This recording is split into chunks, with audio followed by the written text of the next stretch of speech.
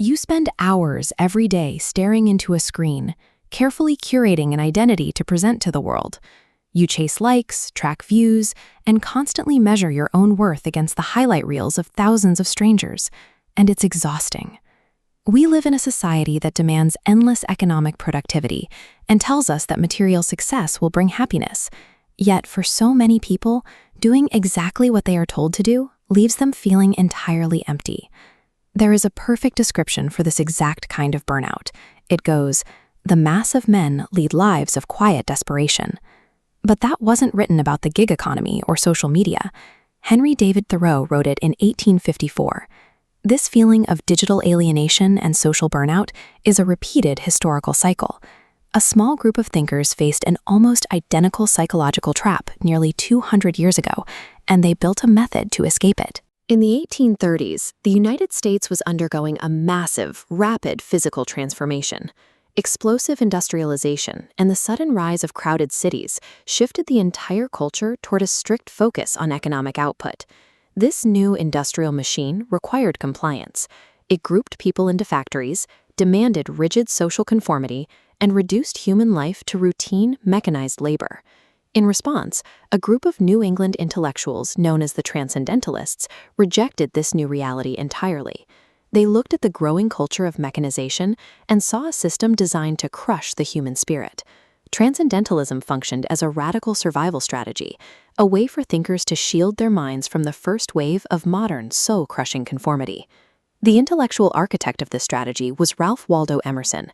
He argued that the rigid doctrines of organized religion and societal rules were actually barriers to finding the truth.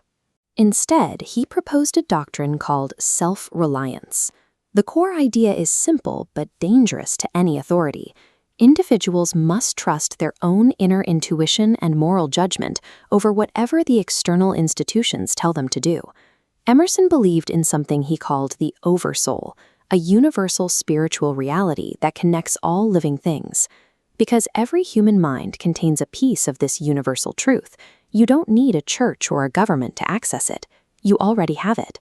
But to maintain that direct connection, a person has to aggressively fight off social expectations. As Emerson put it, to be a true individual, you must be a nonconformist. By making the individual their own ultimate moral authority, Emerson armed his followers with the intellectual justification to defy the state. Henry David Thoreau took Emerson's abstract philosophy, dragged it out of the intellectual parlors, and tested it in the physical world. Thoreau retreated to a small cabin at Walden Pond. This was a deliberate experiment to strip away the artificial complexities of industrial society.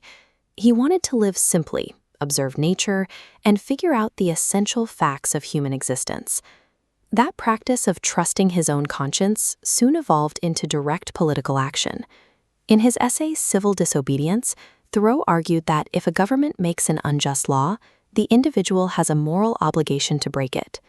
That same logic of radical self-reliance was adopted by Margaret Fuller, who expanded it into early feminist discourse. She argued that intellectual and social equality for women was an absolute right, demanding that women be allowed to navigate their own lives. Thoreau's blueprint for nonviolent resistance proved so effective that it was later picked up and used by major 20th-century leaders, like Martin Luther King Jr., to organize massive movements against systemic oppression. This nature-based mysticism provided the intellectual foundation for some of the most practical and radical political rebellions in modern history. But from an academic perspective, we have to ask, was this radical individualism completely bulletproof? Or was it just naive optimism generated by a group of wealthy, highly educated white New Englanders?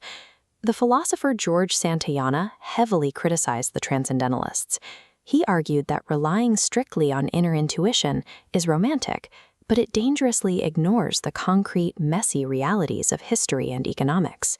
When you push self-reliance to the extreme, it risks turning into an isolating individualism. If you place personal enlightenment above social institutions, you can easily blind yourself to the necessity of community cooperation, completely ignoring structural issues like systemic poverty and racism. Claiming total individual liberation is ultimately hollow if it operates as a privileged illusion, one that ignores the difficult collective work actually required to reform a broken society. Transcendentalism remains a powerful cultural critique of modernity, offering a framework we can adapt to navigate the pressures of our own century. You don't have to abandon society and move to a cabin in the woods to use these tools. You can apply self-reliance right now by actively questioning the digital algorithms, the consumer trends, and the constant social pressures that demand your conformity. You can refuse to equate your personal self-worth with your economic productivity, and instead seek out grounding and quiet reflection in the physical, natural world. In a society constructed around superficial metrics and the endless pursuit of external validation, true success is developing the moral courage to resist unjust systems and hold on to your own inner authenticity.